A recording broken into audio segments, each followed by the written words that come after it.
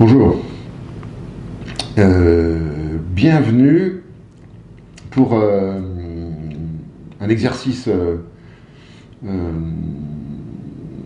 auquel je ne suis pas habitué et auquel finalement nous sacrifions toutes les fins d'année, c'est-à-dire on présente des vœux, voilà, on souhaite des bonnes choses aux gens que l'on aime et peut-être même à ceux qu'on aime moins, et ça n'a pas d'importance puisque souhaiter ne coûte rien et souhaiter peut faire plaisir. Donc effectivement,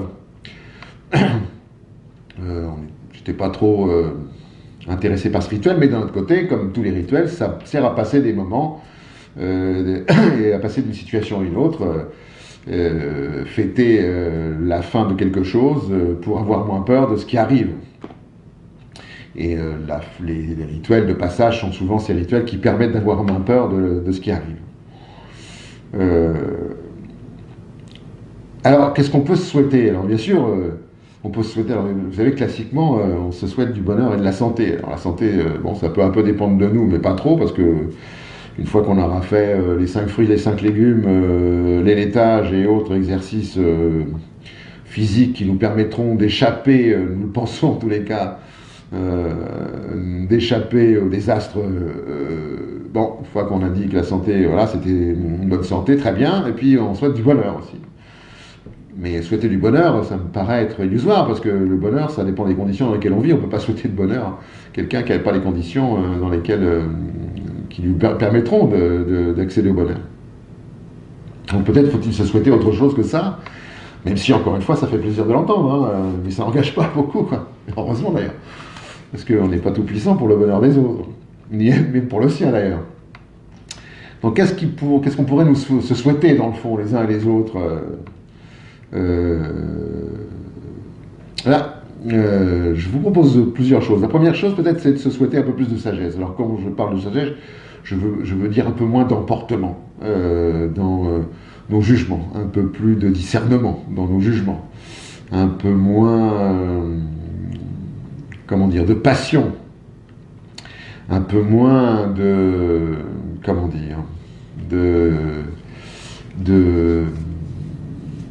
rigidité, peut-être un peu plus de coulant, de fluide, pour que la vie nous écorche moins, en fait. Peut-être que c'est ça qu'il faut trouver. Ce que j'appelle la sagesse, c'est éviter que la vie nous écorche. Si c'est possible, si c'est possible. Mais je pense qu'il y a des possibilités que la vie nous écorche un peu moins. Il suffit juste de réfléchir à cette idée-là. Qu'est-ce qui nous blesse, en fait? Et quelquefois, nous en sommes les auteurs de ces blessures. Nous allons les chercher, ces blessures, probablement parce qu'elles sont habituelles et qu'elles font partie du cadre de notre vie et que sans elles, nous serions démunis. Donc, allons chercher ce qui nous blesse, peut-être, et puis essayons d'être moins blessés. Le calme aussi, je pense qu'il faut nous souhaiter du calme, parce qu'on va en avoir besoin. Alors, c'est pas facile de rester calme face aux inepties, aux imbécilités, aux stupidités, voire, et si c'était que ça, mais la stupidité produit probablement souvent de l'horreur.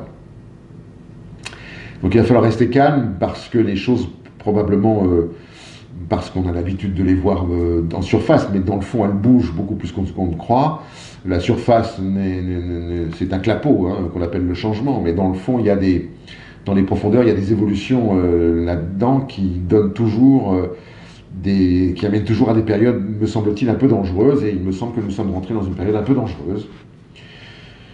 Et il ne s'agit pas de céder à la panique ni au danger, donc regardez ça avec calme et le comprendre, parce que le comprendre, dès lors qu'on comprend les choses, me semble-t-il, ça fait moins peur, et nous essayons ici, quand vous nous regardez, avec vous, d'avoir un peu moins peur, en fait. Et puis, la résistance, il va falloir la résistance. Alors, la résistance aux imbécilités, aux stupidités, vous voyez comme quoi il faut garder son calme face aux mêmes choses que l'objet de la résistance, de notre résistance. Mais il faut résister aussi à la propagande, il faut résister aussi aux idées toutes faites, il faut résister aussi à cette idée, aux idéologies de la promesse, c'est-à-dire celles qui vous prennent le bonheur après. Il faudra résister aussi à ces changements inacceptables. Il faudra résister à l'occupation de nos esprits par des propagandes et des valeurs qui ne sont pas les nôtres, que nous n'avons pas construites. Donc ça me mettra... comment dire, il faudra rester debout, quoi, quand même, un peu, sur ce qui s'annonce dans les années qui viennent. Et puis un peu plus de liberté. Alors, c'est pas dans le sens c'est pas dans l'air du temps, la liberté, hein, vous l'avez compris. D'ailleurs, maintenant on invente des situations chaotiques, voire même on les déclenche s'il le faut. On invente des situations de danger, de menaces imminentes pour réduire les libertés des uns et des autres, les libertés individuelles. Alors déjà ça va pas être facile parce qu'il faudra résister quand ce sera possible, et quitte à désobéir quand la liberté sera atteinte et que les lois seront iniques, c'est ce qui est conseillé par la Constitution de 1793, mais notre liberté aussi par rapport à ce que nous possédons, par rapport à ce qui nous possède.